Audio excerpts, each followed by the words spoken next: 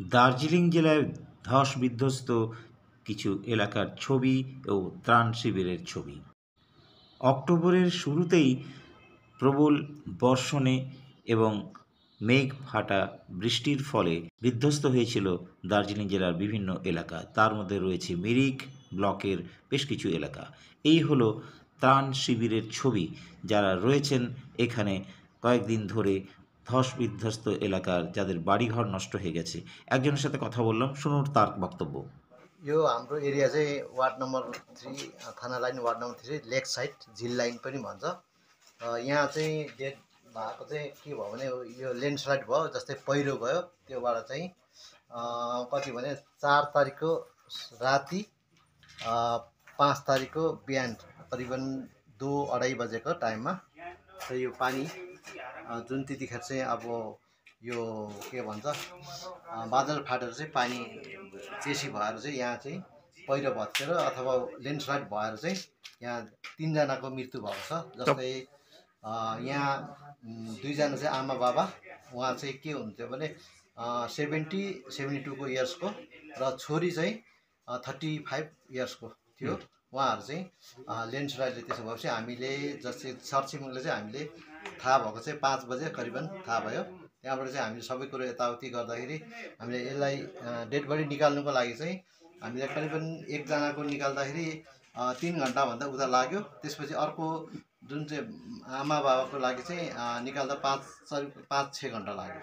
सरकारी सहायता म्युनिसिपालिटीबाट पनि मिलिरहेछ र एसडी अफिसबाट पनि मिलिरहेछ। अरू सङ्घ संस्थाले पनि हल्का यो रिबिल्ड गर्छ, यो घरको बनाइदिन्छ सरकारले। यो एसडिओबाट चाहिँ यहाँ भन्नुभएको छ कि यहाँ जस्तै जति पनि यो ल्यान्डस्लाइड भएको छ यसमा चाहिँ यो जति पनि बनाउने खर्च दिन्छौँ बनाइदिन्छौँ भनेर चाहिँ आश्वासन दिनुभएको छ।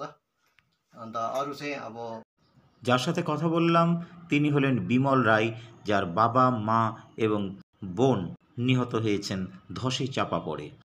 এই এলাকার ধস বিধ্বস্ত পীড়িত মানুষদের রাখা হয়েছে ত্রাণ শিবিরে। তাদের সংখ্যাটা প্রায় 70-এর কাছাকাছি, কিন্তু তাদের এখন সেই সমস্যা না হয়, কিন্তু বাড়িঘর কি হবে সে ব্যাপারে তারা চিন্তিত।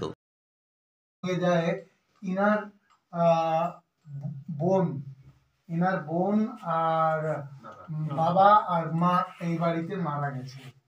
তো আমরা तपाईँको को पर्थ्यो त्यो मरेको? आमा बाबा আর ওনার বোন মারা গেছে। তো এই জন্যে ওনার ফ্যামিলি এখন অলরেডি উপরে পুরা ঘর কাদো ভরা আছে, ওনারা এখন এখানে আছেন। এই মুহূর্তে আমরা রয়েছি সৌরিনী যে রিলিফ ক্যাম্প, যেখানে বেশ কিছু যারা ভিকটিম, যে গ্রামটি থেকে আমরা ঘুরে এলাম টাড়াগাঁও, সেখানকার প্রায় 72 জন এখানে রয়েছেন, পুরুষ এবং মহিলা মিলে, এবং 10 জন শিশুও রয়েছে। তারা এখানে রয়েছে এবং তাদেরকে ঠিকমতো ওষুধপত্র দেওয়া হচ্ছে, চিকিৎসা করানো হচ্ছে, এবং তাদের মধ্যে এখনও পর্যন্ত কোনো রকম ইনফেকশন হয়নি, বা ওদের মধ্যে ট্রমা যেটা ছিল, ভয় যেটা, সেটাও কেটে গেছে বলে মেডিকেল এদের দাবি। তো আপনারা এই জায়গাতে ওদের অনেক রিলিফও দেওয়া হয়েছে, এবং শিশুরাও রয়েছে, এরাও রয়েছে, দেখতে পাচ্ছেন। এখন একটা নিয়ন্ত্রণে রয়েছে এবং তাদেরকে যথাসম্ভব সহায়তা দেওয়ার চেষ্টা করা হচ্ছে। মিরিক সৌরিনী থেকে অরুণ কুমার। চলুন এবার দেখা যাক মিরিক সাব ডিভিশনের অন্তর্গত যে সমস্ত গ্রামগুলোতে মানুষ ধসের দ্বারা ক্ষতিগ্রস্ত হয়েছে, কি বলছেন তারা, কি তাদের অভিজ্ঞতা। তারা এখন থাকতে চাইছেন না, তারা চাইছেন জমি, তারা চাইছেন রিহ্যাবিলিটেশন, তারা চাইছেন পুনর্বাসন। চলুন দেখা যাক, শোনা যাক। जमिन दिनु पर्यो हैन, जमिन दिनु पर्यो, घर पक्का चाहियो नि। शिफ्ट हुन चाहन्छ यहाँबाट गाउँै नै सिफ्ट हुने, किनभने डर लाग्दो नै छ, तलैसम्म पुग्यो। कति घर जस्तो छ यहाँ? 24 घर जस्तो छौ। 24 घर। तपाईँको नाम? तपाईँको नाम के हो? तारा छेत्री। तारा छेत्री।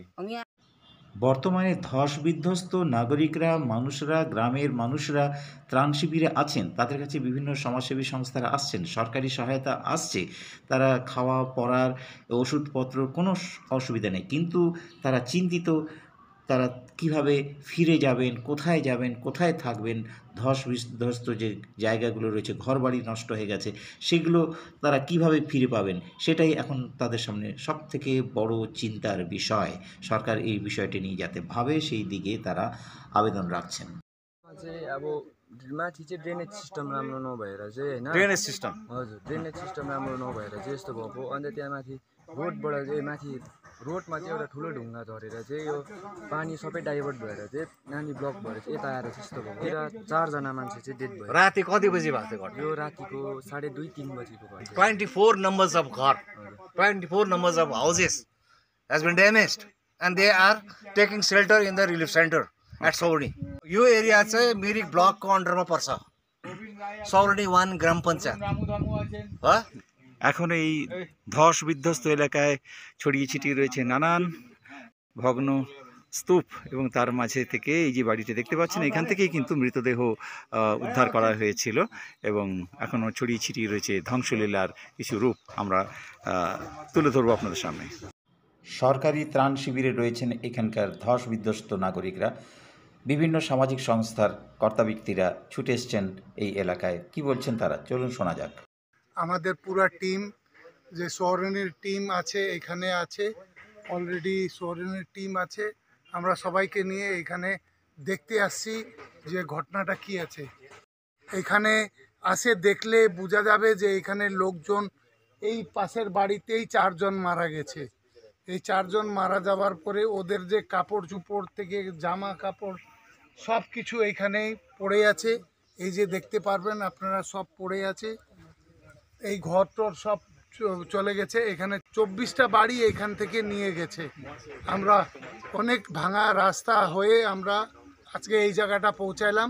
আমরা চাচ্ছি গভর্নমেন্ট তরফ থেকে ইনকোয়ারি হোক, রাজ্য সরকার কেন্দ্র সরকার খালি টিভির মধ্যে বলে যে আমি এই দিচ্ছি ওই দিচ্ছি, অন দ্য স্পটে আসে ভেরিফাই করে দেখে এখানে দিলে এইখানকার গ্রামের লোক কমসে কম রাজ্য সরকারকেও ভালোবাসবে, কেন্দ্র সরকারকেও ভালোবাসবে। শুনলেন আপনারা অল ক্রিশ্চিয়ান মাইনরিটি অর্গানাইজেশনের স্যামুয়েল বাগ জানালেন তাদের প্রতিনিধি দল এখানে আসার পর এখানকার পরিস্থিতি সরজমিনে দেখে যে কথাগুলো নিয়ে বললেন, কতগুলো মানুষ এখানে বসবাস করতেন, কতজন মারা গিয়েছেন এবং তারা কেন্দ্র এবং রাজ্য সরকারের কাছে কী চাইছেন। সঙ্গে থাকুন এবং পরবর্তীকালে আমরা আরও অনেক কিছু তুলে ধরবো আগামী দিনে। নেটে খবর দেখেছি ঝড় বিধ্বস্ত এলাকা মিরিকে 31 জন মারা গেছেন, কিন্তু চাক্ষুষ দেখিনি। আমরা সবাই মিলে এসছি অত্যন্ত কষ্ট করে, কিছু সময় গাড়িতে কিছু সময় হেঁটে এসে দেখে অত্যন্ত ব্যথিত। কোনো ত্রাণ নেই, অথচ এক একটা বাড়িতে 4 জন 5 জন করে মারা গেছেন। আর যে সমস্ত পাথর উপর থেকে পড়েছে অসম্ভব মানুষের বাঁচা। কি চাইছেন?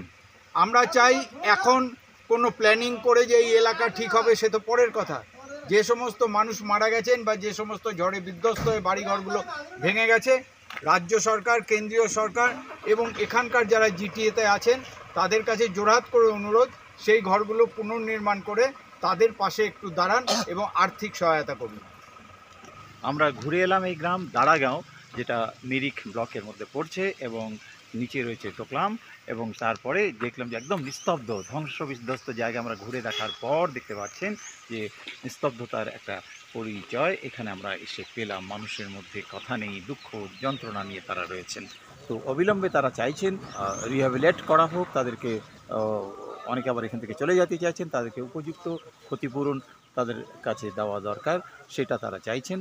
এইরকম আমরা ছবি আপনাদের সামনে তুলে ধরলাম। সঙ্গে থাকুন।